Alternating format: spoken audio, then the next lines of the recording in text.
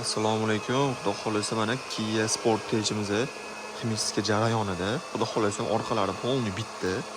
Ammo o'zini chexoli ko'rishingiz mumkin. Juda yomon bo'lib ketgan. O'zinikini yechib tashladi. O'ziniki ham koja ekan. Abishni kojalarini chiroyli qilib matviy qilib berganmiz. Siznlarni yechib qoldi. Xudo xolasa bu ham tozalanyapti.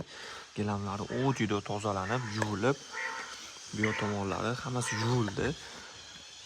Tepalar hammasi cho'tki bo'ldi, zo'r bo'lib. Panoramani bilsanglar bo'ladi, mana yo'llarida dog'lar qolib ketadi.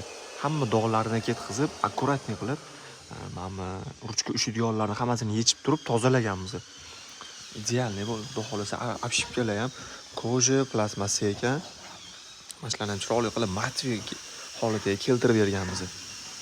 Xudo xolasa, old taraflarni ko'rishingiz mumkin. Old taraflari ham idealni bo'lib chiqdi. Endi hozircha unaqa zo'r ko'rinmasligi mumkin, lekin hayotda idealni bo'lib turibdi. Mana deflektor chastlari, sidenalari. Bu perforatsiya ekan.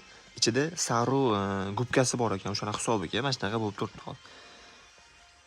Pastki gilamlari, konsollari hammasi idealni bo'ldi, xudo xolasa mana. Sekinroq o'tkazaylik mana. Xudo xolasa mana rullari matviy bo'lib ketuvdi, rullarini chiroyli qilib mana matviy qilib berganmiz.